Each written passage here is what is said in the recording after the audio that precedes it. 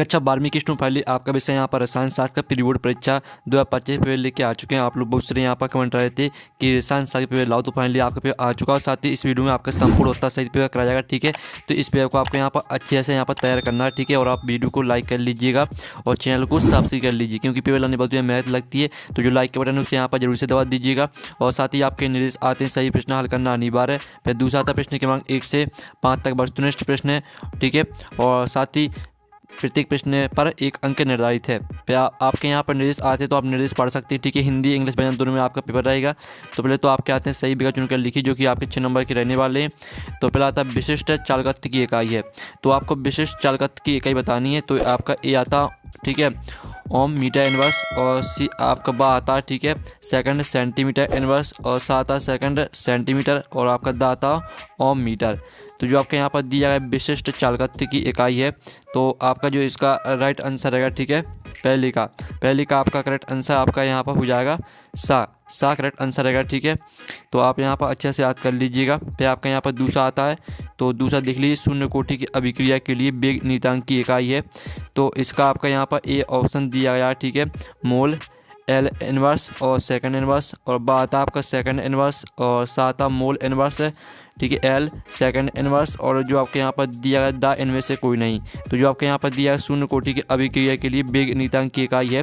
तो आपका correct answer क्या हो जाएगा दूसरे का? इसका आंसर रहेगा आपका मोल इनवर्स है, एल सेकंड इनवर्स। ठीक है, आपका सा करेक्ट आंसर रहेगा। फिर आपका यहाँ पर तीसरा आता है, प्रथम संक्रमण श्रेणी में किस तत्व का ई डिग्री का मान धनात्मक होता है। तो आपका जो करेक्ट आंसर रहने वाला तीसरे का आपका Cu हो जाएगा। फिर आपका यहाँ पर देख लेते हैं चौथा आता है। ठीक है, तो चौथा आप यहाँ पर देख लेते हैं, स्फुर दीप्ति के रूप में किसका उपयोग किया जाता है। तो आप यहाँ पर देख लीजिए लेंथेनाइट के ऑक्साइड, और बी आता आपका एक्टिनाइट के ऑक्साइड, और सा आता संक्रमण धातु, और दाता उपयुक्त में से कोई नहीं। तो जो आपका चौथे का करेक्ट आंसर रहेगा वो आपका संक्रमण धातु हो जाएगा। फिर जो आपका पाँचवा आता है, ठीक है, मीरबेन का तेल कहा जाता है। तो आप यहाँ पर देख लीजिए, जो आपका इसका करेक्ट आंसर रहेगा वो आपका नाइट्रोबेंजीन हो जाएगा। ठीक है, नाइट्रोबेंजीन आपका यहाँ पर राइट आंसर रहने वाला है। और जो आपके यहाँ पर दिया गया, ठीक है, ऑफमैन मस्टर्ड तेल अभिक्रिया में उत्पाद है।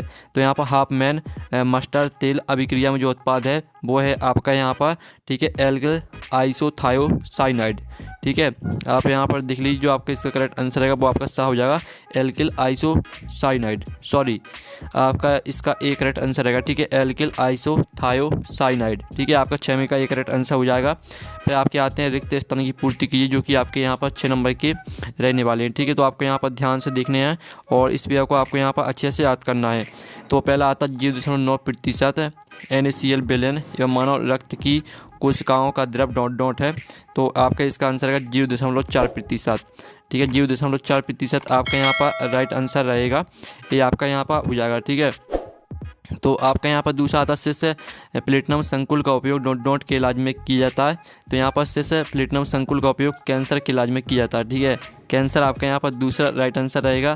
फिर आपका यहाँ पर तीसरा आता है। ठीक है, तो तीसरा देख लीजिए, एल्डिहाइड प्राथमिक एमीन से क्रिया करके डॉट नामक क्षार का निर्माण करते हैं। तो तीसरे का आंसर रहेगा आपके यहाँ पर छिक क्षार का निर्माण करते हैं। ठीक है, ये आपका यहाँ पर आंसर हो जाएगा। और जो आपका यहाँ पर दिया गया, ठीक है, बाल में डॉट नामक प्रोटीन पाया जाता है। तो बाल में आपका केरोटीन नामक प्रोटीन पाया जाता है। ठीक, केरोटीन आपका यहाँ पर राइट आंसर रहेगा। फिर आपका जो यहाँ पर दिया गया, ठीक है, जो अभिक्रिया केवल एक पद में पूर्ण होती है उन्हें डॉट कहते हैं। तो यहाँ पर जो अभिक्रिया केवल एक पद में पूर्ण होती है उन्हें प्राथमिक अभिक्रिया कहते हैं। ठीक है, प्राथमिक आपका यहाँ पर राइट आंसर हो जाएगा।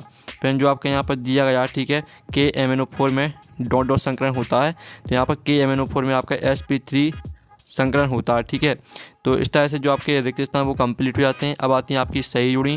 ठीक है, आपकी स्तंभ अवयव में आपकी सही जुड़ी दी गई। पहली आपकी यहाँ पर जो आती है, आप यहाँ पर H2O2, तो H2O2 को आपको किससे मैच कर देना है। तो आप यहाँ पर देख लीजिए, इसको आपको मैच कर देना है स्थिरक्वाथी विलयन से। ठीक है, पहले आपको स्थिरक्वाथी जो आपकी यहाँ पर दी गई, ठीक है, H2O2, इसको आपको ईंधन से मैच कर देना है। ठीक है, ईंधन सेल से मैच करना है पहली आपको।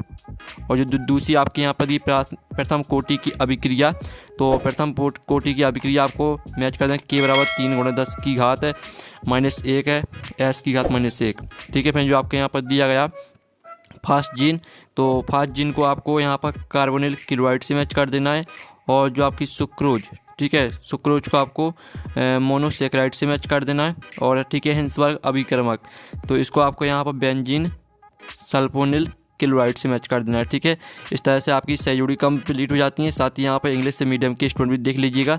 प्रश्न आपका चल आता है, एक है शब्द वाक्य में उत्तर लिखी, जो कि आपकी 5 नंबर के रहने वाले हैं। तो पहला आता है, जो विलयन स्तर ताप बिना संगठन बदले उबलते हैं वे कहलाते हैं।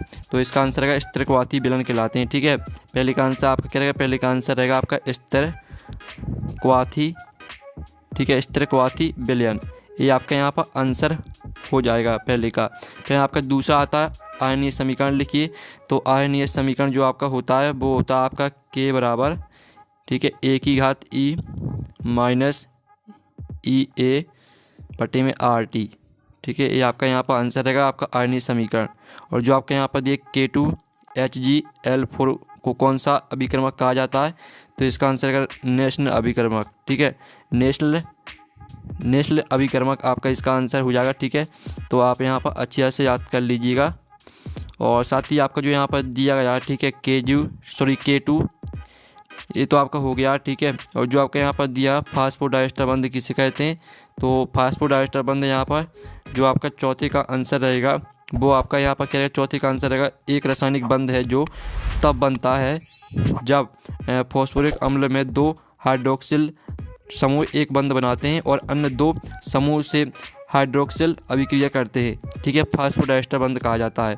और जो आपका यहाँ पर दिया गया, ठीक है, तीसरे वाले का आंसर आपका यहाँ पर हमने बता ही दिया था। ठीक है, और चौथे का आंसर बता दिए। 5वें जो आपका यहाँ पर दिया गया, 5वें का आंसर आपका हो जाएगा, इसे खुद कर लीजिएगा 5वें का आंसर। ठीक है, सॉरी, जो आपका 5वां दिया गया है, तो उपयुक्त अभिक्रिया को क्या कहा जाता है, तो यहाँ पर उपयुक्त अभिक्रिया को बोटेज अभिक्रिया कहा जाता है। ठीक है, 5वें का आंसर आपका हो जाएगा बोटेज अभिक्रिया। ठीक है, बोटेज अभिक्रिया आपका 5वें का आंसर रहेगा। अब चलिए आपके प्रश्न 5 आते हैं सत्य लिखिए, जो कि 6 नंबर के रहने वाले हैं। तो पहला आपका जो यहाँ पर दिया गया, पहला आपका सत्य हो जाएगा। और जो दूसरा आपका दिया एडीटी एक द्विदंतो लिगेंड है, तो दूसरा आपका असत्य हो जाएगा। तीसरा आता है एग्रेसलोर का IUPAC नाम एथेन 1,2 ठीक है डाईऑल है, तो तीसरा आपका असत्य हो जाएगा। चौथा आता है, ठीक है, एल्डोल संघनन अभिक्रिया में सिनेमिक अम्ल बनता है, तो चौथा आपका असत्य रहेगा। ठीक है, और जो आपका 5वां आता है विटामिन सी का रासायनिक नाम रेटिनॉल है, तो 5वां आपका सत्य हो जाएगा।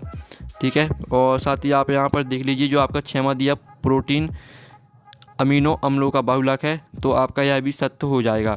ठीक है, इस तरह से आपके 7 यहाँ पर कंप्लीट हो जाते हैं। आप प्रश्न 6 आता प्रोटीन का विकृतीकरण की परिभाषा लिखी, जो कि 2 नंबर का रहेगा। पहले हम यहाँ पर 2 नंबर के क्वेश्चन देख लेते हैं, फिर इनके आंसर देखेंगे।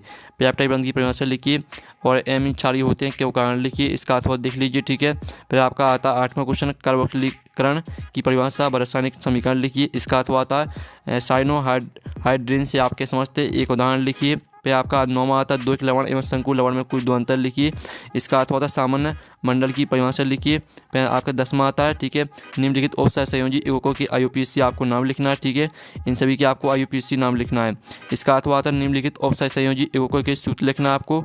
ठीक है, इन दोनों की जो आपके यहाँ पर दिया tetra amine di aqua cobalt 3rd chloride, इसका आपको सूत्र लिखना है। इसका जो दूसरा दिया गया पोटेशियम हेक्सासाइनिडोफेरेट, ठीक है, इसका भी सूत्र लिखना है। ठीक है, सभी का आंसर हम बता देंगे, पहले आप क्वेश्चन देख लीजिए।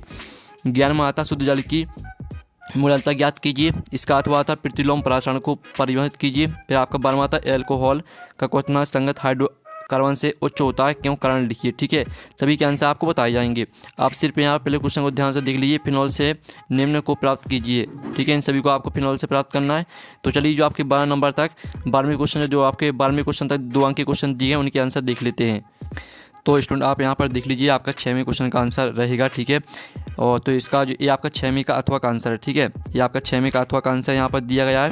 और साथ ही आप 7वें क्वेश्चन का आंसर देख लीजिए। एथिल एमिन में एथिल समूह के +L प्रेरणिक प्रभाव के कारण नाइट्रोजन परमाणु पर एकाकी इलेक्ट्रॉन युग्म की उपलब्धता बढ़ जाती है और वे प्रोटॉन को अपेक्षाकृत और अधिक शीघ्रता से ग्रहण कर लेते हैं। ठीक है, अपेक्षा अधिक सारी होता है, यहाँ तक याद करना है। ठीक है, फिर आप 8वें क्वेश्चन का आंसर देख लीजिए, आपका 8वें क्वेश्चन का आंसर रहेगा। और साथ ही आप 9वें क्वेश्चन का आंसर देख लीजिए। ठीक है, जिसमें आपको 2 एक लवण और शंकु लवण में 2 अंतर लिखने थे, तो आपका 9वें क्वेश्चन का आंसर। ठीक है, और फिर आप यहाँ पर 10वें क्वेश्चन का आंसर देख लीजिए, ये रहा आपका 10वें क्वेश्चन का आंसर और ये आपका 11वें क्वेश्चन का आंसर। ठीक है, तो आप यहाँ पर स्क्रीनशॉट लेते चलिएगा और वीडियो को लाइक कर लीजिएगा।